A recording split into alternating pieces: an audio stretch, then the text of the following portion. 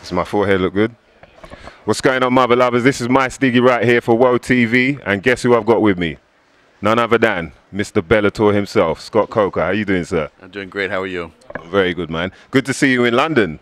Yeah, you know, we're here for some meetings all week with Viacom, and we had some very productive meetings about the fight coming up, and you know, and then I decided to stay for the fights and had a little sightseeing today. So I had a good day. Yeah, so great fights tonight, huh? Yeah, you just checked out BAMMA London. What did you think, man? Man, we got some great talent here. You know, that's why I love coming to London and working with David, because or the UK in general, because they got some scrappers. Like, these guys like to throw it down, and they're not afraid. It's like, they don't fight safe. It's you know, they take a lot of risk and like to get it on, and that's what people like to see. You know, so it was a great fight card.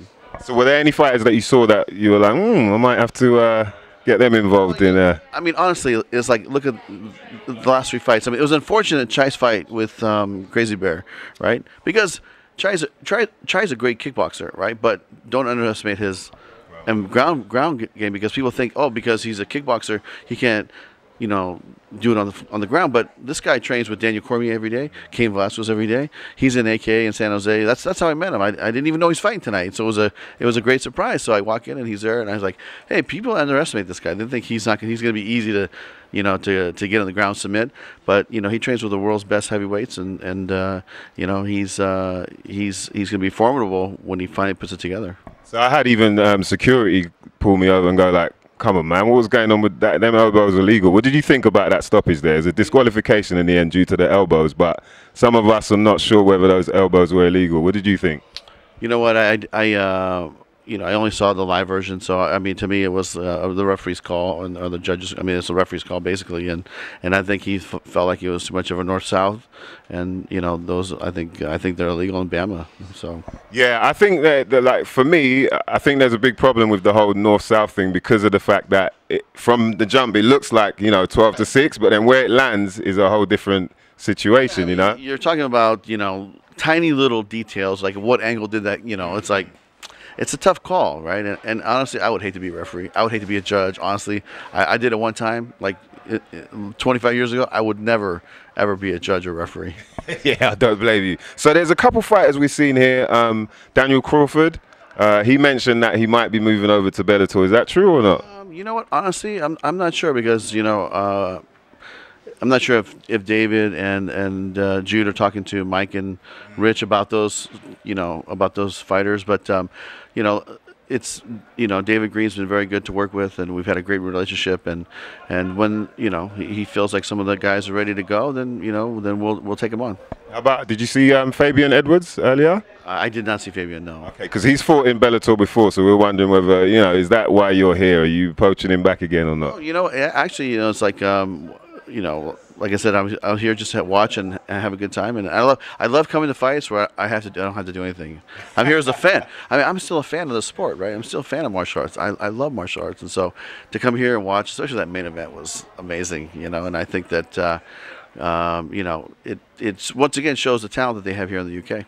Definitely, and also, like, I just want to say personally, I'm really happy with what you've done so far with Bellator, because it's, you know, the level's been raised in terms of people knowing who you are and whatnot. What's been like the biggest struggle in terms of you taking over and then trying to lift the bar in terms of what Bellator is? What's been the biggest struggle for you so far? You know, I think people have to understand that, you know, when you talk about fighters, it takes time to really develop fighters and build fighters. I mean, you know, when I saw Strikeforce in the UFC in 2011, think about who was fighting in my, I call it Strikeforce challengers. This is like the beginning guys, right, or beginning girls, and it was Daniel Cormier, Tyron Woodley, Luke Rockhold, Ronda Rousey, right? It's like, these were the fighters that were just in their infancy coming up, and it takes, like, you know, now, you know, like Tyron Woodley's just coming to his own now, right? Luke Rockhold had a tough fight, but, you know, he's now getting his shots. It took, like, you know, 8 years to get him to this point, right? So people have to understand it takes time to develop and nurture the talented athletes, and eventually they get their shot. But it takes time. And so with Bellator, I've been here 3 years, right? And I kind of put my, you know, I call it my Strikeforce 2.0 project, you know, and we put our little Strikeforce spin on it. We started developing talent from the ground up, because that's really, you know, the most important really. It's like we have a great roster. We're buying free agents from the top down, like Rory McDonald, like Gegard Musashi. You know, it's like super talented guys. You know, we cut a deal with Mirko Cro Cop to do the fight here. That's gonna, I mean, that fight I can't wait because that's gonna be an amazing fight. But you know, it's you got to build the roster from the ground up. That's where Aaron Pico's come in, and you know the fighters like, you know, I would say AJ McKee's, Gallagher. You know, it's like these guys we're hoping to nurture and build, and then eventually, you know, after they get 10, 15 fights, and that's going to take years to get to that point. So, you know, then they'll be the next group, and I think that we have a good group coming, you know, in the years to come. Yeah, definitely, and it also shows that you're willing to. There seems like there's patience in order for you guys to grow as well with these new fighters. You know, people are coming in from the wrestling background. They may be 0-0, but you're allowing them to sort of build their records and do it naturally as well. It's not a forced thing. Yeah, because, you know, this is, you know, I've been in the martial art fight business 32 years now, right? So I think we know how to build an athlete and really give him a great shot, or give her a great shot to maximize their potential and maximize their career. And it's going to take time. And it doesn't mean it always works out. Sometimes they get to the top and they can't compete, and that doesn't work out. But we try to give them the best shot as possible, you know, to give them the best shot possible. But that takes time, and I think people have to be patient. And I think for the most part they are. They come in, they see great fights like this, and, you know, it's just a matter of building and building. And think about it, if you fight 3 times a year, for you to get to 15 fights, that's 5 years, right? It takes time, but people have to be patient. So we got this Bellator card everyone's talking about coming up. So Bellator 200. Why did you choose London for this? Come on, it's London. I mean, we love London. I love London. I mean, you know, when we started putting this fight together, and, you know, I knew Mirko was available, and I said, okay, he should fight Roy. You know, we talked about him fighting, you know, even Rampage at some point. But Roy and Mirko Cro Cop, and we had MVP coming back. I said, come on, this fight should happen in London, guys. We should put this together. And so Phil Davis is fighting Linton Vassell.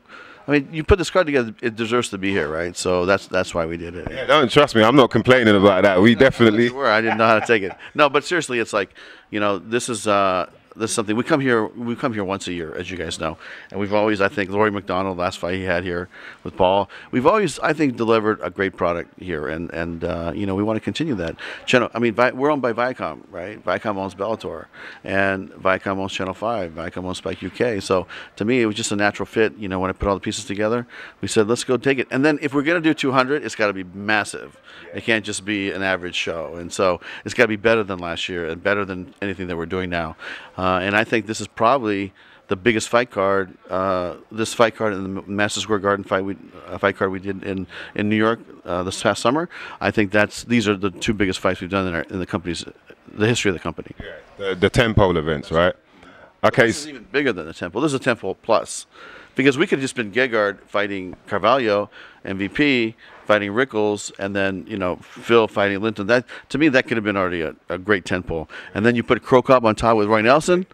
Come on, it's gonna be dynamite. So tell the truth. When Cro Cop got into the picture, were you a bit like, oh, why didn't he come early so we could have got him into the heavyweight tournament?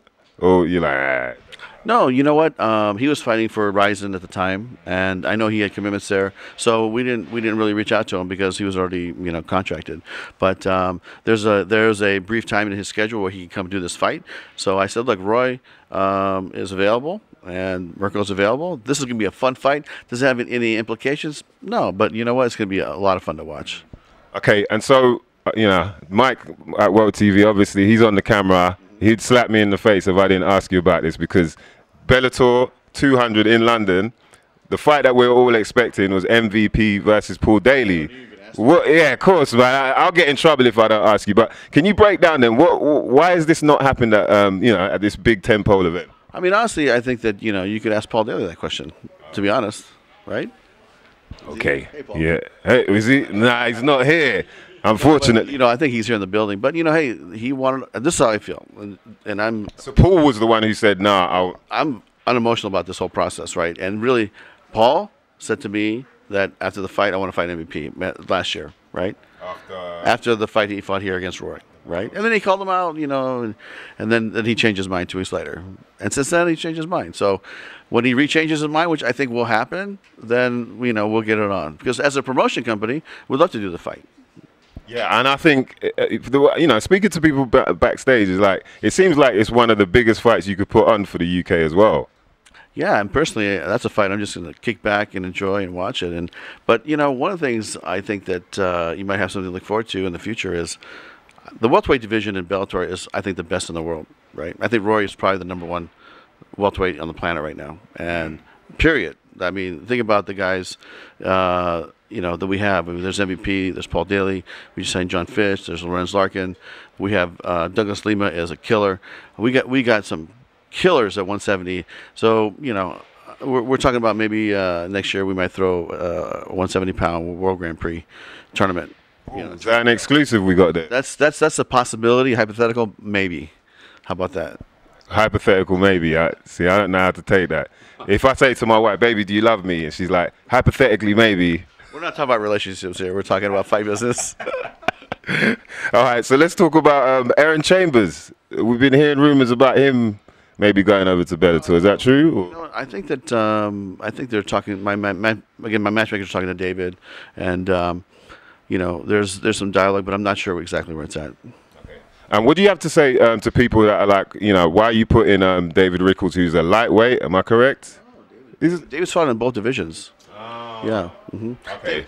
Let me tell you, fighters, don't always stay in the same weight class, as you know. Sometimes they move up and down. And he's a guy that I think he's fought in both weight classes first. And he's a big 155, and so it's tough for these guys to make weight all the time. Yeah, I think because it's just some people have that criticism. Obviously, with MVP, people are like, okay, he needs to step up in competition.